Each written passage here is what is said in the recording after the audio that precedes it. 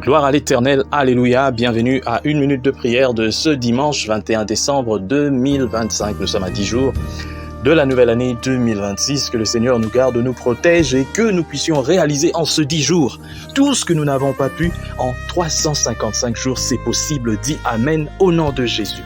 Aujourd'hui, le Seigneur a mis en mon cœur le désir de partager avec vous ce passage de Genèse, chapitre 41, le verset 12, que je lis au nom de Jésus-Christ. Il y avait là avec nous un jeune Hébreu, esclave du chef des gardes. Nous lui racontâmes nos songes et il nous les expliqua. Alléluia. Mon frère, ma sœur, ici, c'est les chansons du roi qui étaient donc avec Joseph en prison, qui parle au pharaon, donc à son roi, au sujet de l'interprétation ou de la capacité d'interpréter les rêves. Ce qui m'attire beaucoup dans ce passage, c'est le fait que les chansons parlent à Pharaon de quelqu'un qui n'était pas connu, quelqu'un qui n'avait pas de renommée. Il faisait certes des grandes choses, il avait la grâce de Dieu, mais n'était pas connu. Je me rappelle, il y a quelque temps, je crois 7 ans maintenant, j'étais en Côte d'Ivoire, à Abidjan, et j'avais rencontré un pasteur qui avait une église d'une centaine de membres.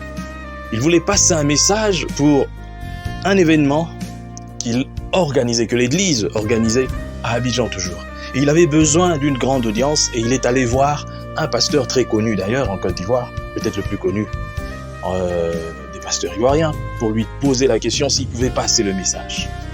Alors, c'était quelqu'un qui était très proche de moi. Lorsqu'il est allé voir le pasteur en question lui dit: je ne peux pas te laisser passer ce message dans mon église. Dans mon église. Et lui-même, lorsqu'il me racontait, il me dit, il a dit dans mon église. J'ai dit, ok. Et il lui dit, mais pasteur, je suis aussi serviteur de Dieu comme vous. Voilà, je dirige même une église qui se trouve à Yopougon et puis tout ça. Nous sommes une centaine de membres. Et voilà, nous sommes une église évangélique. Je suis pasteur, diplômé en théologie, j'ai fini à tel endroit. Je crois au Saint-Esprit, je crois en Jésus-Christ. Il lui a récité le credo. Mais ce pasteur célèbre ne voulait toujours pas. Il lui dit, et c'est un pasteur congolais, il lui dit, je connais les Congolais. Il lui cite maintenant les pasteurs congolais que lui connaît, tous ceux-là que vous connaissez. Il dit, mais vous, je ne vous connais pas, donc je ne peux pas vous laisser. Alors ça m'a un peu attristé, cette histoire. Pour passer à certains endroits, tu dois être connu. Ah! Mais est-ce que seulement ces gens qui veulent assez que les gens soient connus avant de passer dans leurs églises, parce qu'ils appellent ça leurs églises, est-ce qu'ils savent que Dieu fait des grandes choses de foi avec des personnes qui ne sont pas connues? À l'époque de Joseph, il y avait des prophètes, n'est-ce pas? À l'époque de Joseph, il y avait des marabouts, il y avait des magiciens, il y avait tous ces gens. Mais aucun n'était pareil à Joseph dans l'interprétation des rêves. Pareil aussi à l'époque de Daniel, il y avait beaucoup, mais personne n'était comme Daniel. Alors, faut-il seulement attendre que Dieu permette à ce que quelqu'un soit connu avant de l'accueillir, avant de l'accepter comme frère, avant d'accepter qu'il puisse dire même Amen, Alléluia seulement dans ton micro? Donc toi, tu veux les gens connus. Et pourtant, après quelque temps, ce pasteur-là très connu a laissé passer les gens devant sa chair, des gens très connus. Mais la plupart des gens connus dans des scandales. Je ne sais pas si c'est le fait d'être connu dans des scandales qui font que les gens soient acceptés. Tu acceptes des gens qui sont spécialistes en scandales, mais les gens qui ne sont pas connus, mais qui en réalité font l'œuvre de Dieu en silence, tu ne les acceptes pas. Alors ce message vient à point nommé pour toi, qui crois que ceux qui sont connus sont les plus utilisés par Dieu. Je te dis de trompe-toi. À l'époque de Jean-Baptiste, il y avait beaucoup de gens.